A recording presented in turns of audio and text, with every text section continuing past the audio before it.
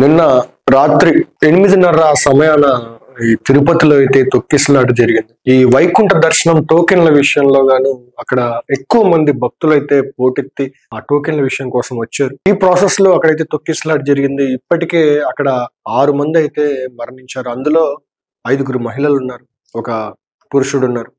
ఇంకా 4 పరిస్థితి కొంచెం విషమంగా ఉంది. ఇంకా ఒక 46 మంది ఇంకా క్షతగాత్రులు అయితే ఉన్నారు. కొంచెం ఇప్పుడిప్పుడే రిలీఫ్ అవుతా ఉన్నారు. సీఎం చంద్రబాబు నాయుడు గారు అయితే అధికారుల మీద చాలా తీవ్రంగా అయితే ఆగ్రహం వ్యక్తం చేశారు. అసలు ఏం జరిగిందో ఒకసారి మనం అయితే గమనిద్దాం. ఇక్కడ చూడొచ్చు మనం ఒకసారి అసలు ఎంత క్రౌడ్ గా ఆ టోకెన్స్ కోసం, అంటే దాదాపు 1,20,000 టోకెన్లు అయితే రేపు సర్వదర్శనానికి అయితే ఇవ్వబోతా ఉన్నారు. వచ్చే 12, 13, 14వ తేదీన వెంకటేశ్వర స్వామి సర్వదర్శనం అయితే ఉండబోతా ఉంది. దానికని చెప్పి ఎక్కడి నుంచో వచ్చిన భక్తులు కర్నూలు, నంద్యాల, అనంతపురం, హిందూపూర్ ఇలా చాలా దూరం నుంచి వచ్చిన భక్తులు అక్కడికి వచ్చి స్పెషల్ గా టోకెన్స్ తీసుకొని అక్కడ దేవుడి దర్శనం చేసుకోవాలని అనుకున్నారు. బట్ ఈ విధంగా అయితే అక్కడ తిరుపతిలో జరిగింది. ఇది చాలా బాధాకరం అయితే మనం చెప్పొచ్చు. అండ్ ఒకసారి తిరుపతి వైకుంఠ ద్వార దర్శన టోకెన్ల కేంద్రాల వద్ద జరిగిన తొక్కిసలాటలో 5 భక్తులు మరణించారు. మరో 48 మంది క్షతగాత్రులను తిరుపతిలో రుయా సిమ్స్ హాస్పిటల్లో చికిత్స పొందుతున్నారు. మృతుల్లో 4 మహిళలు, ఒక పురుషుడు ఉన్నారు. వీరిని నర్సీపట్నానికి చెందిన బుద్దేటి నాయుడు బాబు, విశాఖపట్నానికి చెందిన రజని, లావణ్య, శాంతి, కర్ణాటకలోని బళ్ళారికి చెందిన నిర్మల. అంతకుముందే శ్రీనివాసం వద్ద ఏర్పాటు చేసిన కేంద్రం వద్ద అస్వస్థకు గురై తమిళనాడులోని సేలం ప్రాంతానికి చెందిన మల్లిగా అనే మహిళ మృతి కలెక్టర్ వెంకటేశ్వర్ తెలిపారు. వైకుంఠ ఏకాదశిని పురస్కరించుకొని తిరుమల శ్రీవారి వైకుంఠ ద్వార దర్శనం కోసం తిరుపతిలో 8 కేంద్రాల వద్ద స్టార్టెడ్ సర్వదర్శనం టోకెన్ల జారీకి టీటీడీ అధికారులు ఏర్పాటు చేశారు. ఈ నెల 10, 11, 12 తేదీలకు సంబంధించి మొత్తం 1.20 లక్షల టోకెన్లు జారీ చేయనున్నట్లు ప్రకటించారు.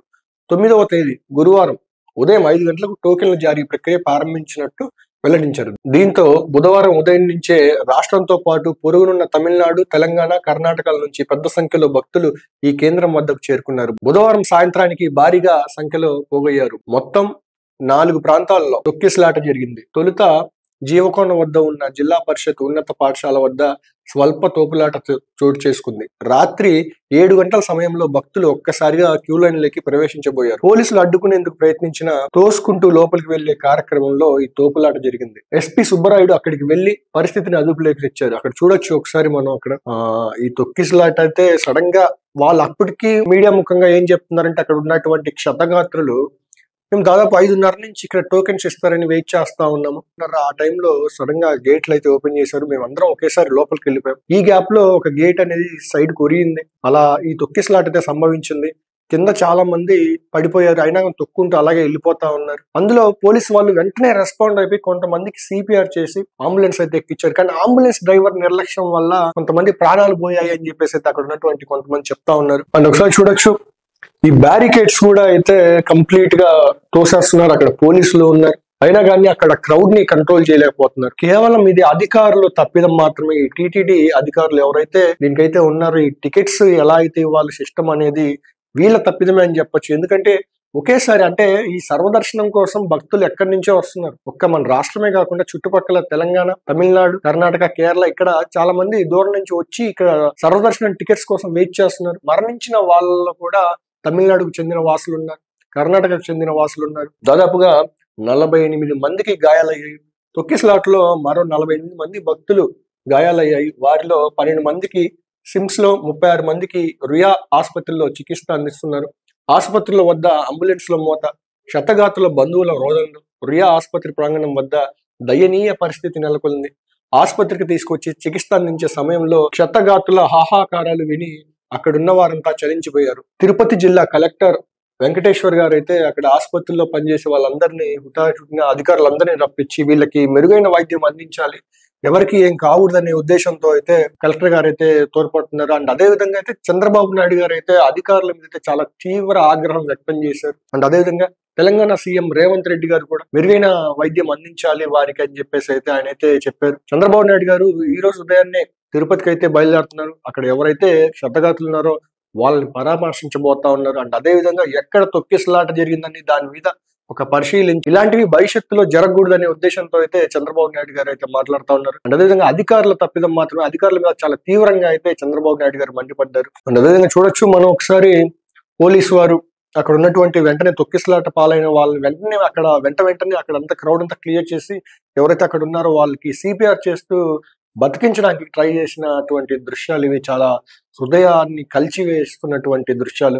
ఒక దేవుడి దగ్గరికి వెళ్ళి దేవుడి దర్శనం కోసం వెళ్ళిపోయి ఇక్కడ లైన్ లో నిలబడి ఆ తొక్కిసలాటలో మరణించడం వల్ల ఇది చాలా బాధాకరం. ఒక దేవుడి దగ్గర ఇలాంటి సంఘటన జరిగింది, అది కూడా ప్రపంచ ప్రఖ్యాతగాంచిన తిరుమల తిరుపతి దేవస్థానం తిరుపతిలో ఇలా జరగడం అనేది అయితే చాలా బాధాకరం. ఒకసారి చూడొచ్చు, ఈ సీసీ కెమెరాల్లో కూడా పరిశీలిస్తున్నారు అసలు ఏది రీజన్ ఈ తొక్కిసలాటకి అని చెప్పేసి. మాక్సిమం భక్తులు కొంతమంది తోపులాట వల్లే ఈ తొక్కిసలాటకి రీజన్ అని చెప్పేసి అంటున్నారు.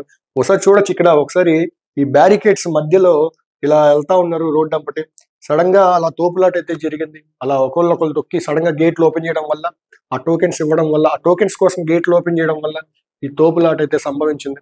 సర్వదర్శనం అంటే దేవుణ్ణి కొంచెం దగ్గర నుంచి చూడొచ్చు. పైగా 10, 11, 12 తేదీలలో ఈ వైకుంఠ ఏకాదశి అయితే రాబోతుంది. అందుకని కొంచెం డిమాండ్ అయితే ఎక్కువ ఉంటుంది అనమాట. ఎక్కువ మంది భక్తులు దేవుణ్ణి ఆ టైంలో చూడాలని చాలా ఆశతో వచ్చిన్నారు. అలాంటిది ఇలా మరణించిన విషయం, ఇలా తిరుపతిలో ఇలా మరణం సంభవించిందంటే చాలా బాధాకరమైనది చెప్పొచ్చు. అండ్ తిరుపతి కలెక్టరేట్ లో ఒక ప్రత్యేక కంట్రోల్ రూమ్ అయితే ఏర్పాటు చేశారు. వెంటనే సహాయక చర్యలు చేపట్టాలని చెప్పి డయల్ ఫ్రీ నెంబర్ కూడా ఇచ్చారు.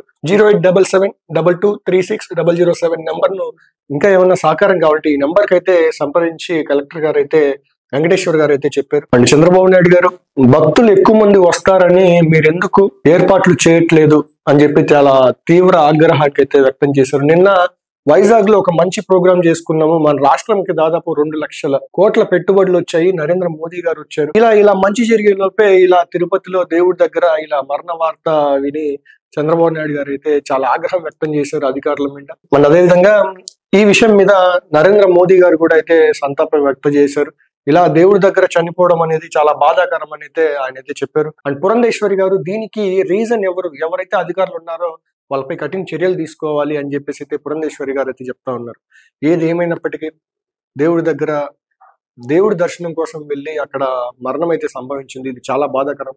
భవిష్యత్తులో ఇటువంటివి జరగకూడదు, ఇటువంటివి జరగకుండా చర్యలు తీసుకోవాలని చెప్పేసి అయితే సీఎం చంద్రబాబు నాయుడు గారు అయితే కోరుకుంటా ఉన్నారు. అండ్ అదే విధంగా మేము కూడా భవిష్యత్తులో ఇటువంటి చర్యలు జరగకుండా చూసుకోవాలి అని చెప్పేసి అయితే కోరుకుంటా ఉన్నాం.